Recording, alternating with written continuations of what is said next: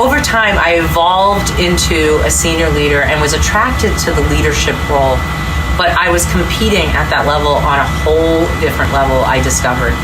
At that level, you're really driving the bus from the back seat.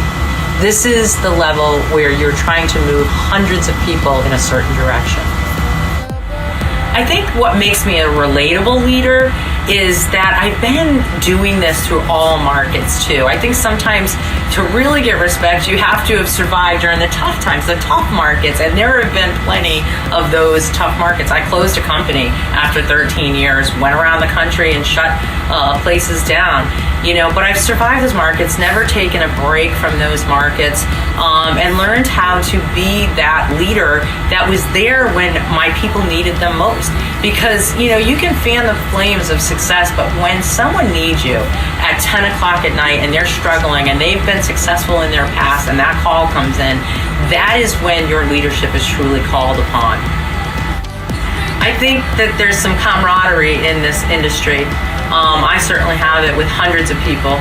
And that is the survival of the last decade of this business. And because I was a leader, which was scary during that time, and people were looking to me to help them survive, I kind of equated to like holding onto the helm of a ship through a bad storm.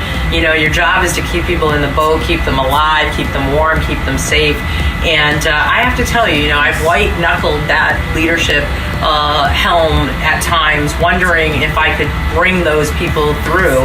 At times weak myself and maybe questioning where we were headed, but just knowing that my role as a leader was to bring them through those paces. And I did it. I successfully brought them through those paces. I'm a person who cares. I care so deeply that I would actually call it a weakness, because I'm one of those people that I would sit at night and worry about the person I passed in the hallway that looked down or was struggling, and I didn't have time because I was running to a meeting, and I would find myself getting out of bed and circling back to that person and making a phone call. If you become a real coach, and this is what you decide to do, you become invested in people's professional and personal stories, and you know where they're trying to execute too. You know what their goals are personally in their lives and how they're professionally trying to win, and you become connected to them. So about 12 years ago, when I started with Annie Mac, I spent a summer sitting up at Lake Winnipesaukee, New Hampshire, having come off my job for the last 12 years with H&R Block Mortgage. And I wrote a book that sat for a decade, and I just blew the dust off and published this past year in 2018. I also built 2020 then. A lot of people don't realize that I already knew I wanted to be a coach back then. I built the website. The website's been live for the last 12 years, but I just started working the business plan to launch 2020 in the last 2 years, and now it's live. So I don't think it'll come as a secret to anybody that I'm a prolific writer. Anyone that follows me knows I put a ton of content out on social media, which, surprise, is what you're supposed to do, come to find out. I think innately I was doing that anyways, just because of the level that I want to write. And I've been writing since a child. I've been published. But my book, Wise Eyes, is a sales book, and I've read hundreds of sales books in my career, but I knew that I needed to tell my story for me, number one, and I needed to tell a story for women, number two, but men read my book too, and it's a great come from behind story, including all of my favorite sales tips and techniques. But something exciting happens when you become an author, and that is that you see how other people react to your words.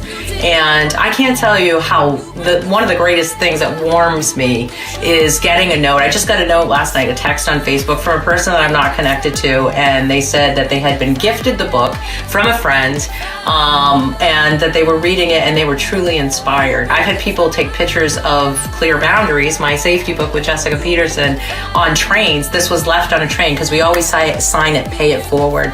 And so people leave them in strange places with notes that say, I hope this book inspires you. So that has been an incredible inspiration for me. So now I'm a different person. After all these years and all this experience, I'm no longer afraid of failing. I definitely feel like I've figured out the recipe for success. But I know that it's going to take a lot of hard work, and I know launching 2020 Vision for Success Coaching will take the same tenacity that I've always had. I'm back in another male-dominated field. I'm going to have to work to win people over. I'm going to have to sell. I'm going to have to do all the things that I teach in my coaching, and I'm excited to be doing this for myself. I've helped build 2 national companies, and I'm really proud of the work that I've done, profitable companies, and I've run a lot of sales teams to great success. So now it's my turn. It's my turn to do this for 2020 Vision. So one of the biggest differences for me is how visible my life is now. I write for several magazines, so everybody knows what I'm thinking. My words are out there in my books. I'm certainly doing a lot of interviewing, and especially like anything, like a new movie coming out, you've got to do all this publicity, and the same is true about a new company. You've got to be out there, and you've got to be telling your story like I am right now. But there were many decades. People say, where the hell did you come from? And I laugh because I was just doing the work. I was doing the work, and while hundreds of people, thousands of people knew me in the trenches of doing the work, I was saying no to the interviews. I didn't want the spotlight. So my world is very, very different now than it used to be. So the real forte, in addition to that training, is that you get me and my coaching staff. So we have a finite number of spots and consulting opportunities for companies that hire us. But we're going to come into those institutions, physically go into them, look at the business plans of their senior management and their executive team, do financial forensics, look under the hood, see how they're operating, where they're bleeding, maybe where they're profitable, what's working, what's not working.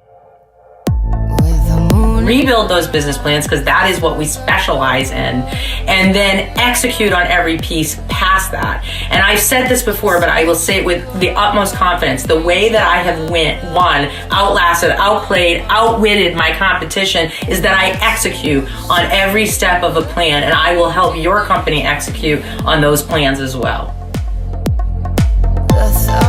We also have independent coaching for loan officers and realtors, and managers for that matter. So independent coaching, consulting, and then obviously the virtual training, and it all gets bundled together, and it really is a la carte. So depending on the assessment we do with you individually and your needs, we'll plug in the pieces that need to be done. But we save you money on permanent overhead.